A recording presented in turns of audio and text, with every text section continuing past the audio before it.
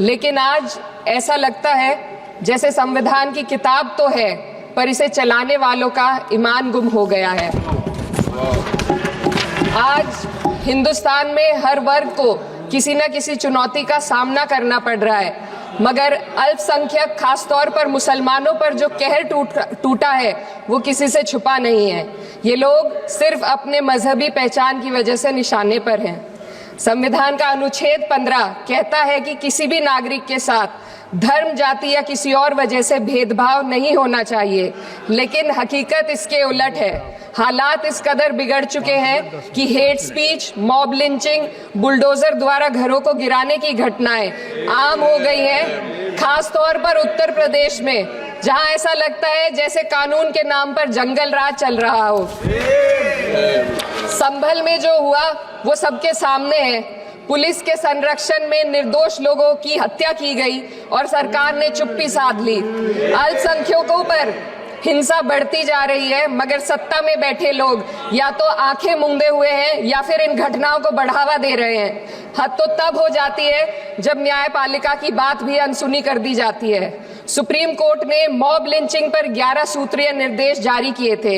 इसमें साफ कहा गया था कि राज्य सरकारें और पुलिस इस तरह की घटनाओं को रोकने और दोषियों पर सख्त कार्रवाई करने के लिए जिम्मेदार है, लेकिन आज भी इन निर्देशों पर अमल नहीं हो रहा है। हाल ये है कि मॉब लिंचिंग को रोकने की बजाय सत्ता में बैठे लोग आग में घी डालने का काम कर रहे हैं। उनकी जुबान से ऐसी बातें निकलती हैं जो नफरत को और बढ़ावा देती है। ये अशांति अब इतनी गहराई तक फैल चुकी है कि हमारे समाज के धर्मनिरपेक्ष चरित्र पर गंभीर सवाल उठ रहे हैं। साल की शुरुआत में ही कई राज्यों में दुकानदारों को अपने नाम बोर्ड पर लगाने के लिए मजबूर किया गया। इसे सेहत और सुरक्षा के कानूनों का हिस्सा बताया गया, मगर असल मंशा कुछ और थी। ये कदम खास तौर पर मुसलमान दुकानदारों को निशाना बनाकर उठाया गया ताकि उनकी रोजी रोटी पर चोट की जाए। पिछले हफ्ते मुरादाबाद में एक मुस्लिम डॉक्टर को हिंदू बहुल्य मोहल्ले में घर खरीदने पर विरोध झेलना पड़ा। वजह बताई गई कि इससे मोहल्ले की सामाजिक शांति बिगड़ जाएगी। अब आप ही बताइए, क्या ये वजह सही है, जायज है? असल में ये छोटी बड़ी घटना इस बात का सबूत है कि सांप्रदायिकता को बढ़ावा देने वाले बयान और नीतियां हमारे समाज को अंदर से खोखला कर रही है।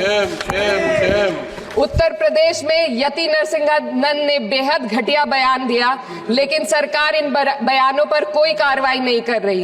हेट स्पीच न केवल जनमानस के विचारों को प्रदूषित करती है, बल्कि इससे अब संवैधानिक पदों पर बैठे लोगों को भी प्रभावित कर दिया है। अभी हाल ही में माननीय उच्च न्यायालय इलाहाबाद के माननीय न्यायाधीश ने ऐसे बयान दिए जिसका संज्ञान खुद सुप्रीम कोर्ट को लेना पड़ा।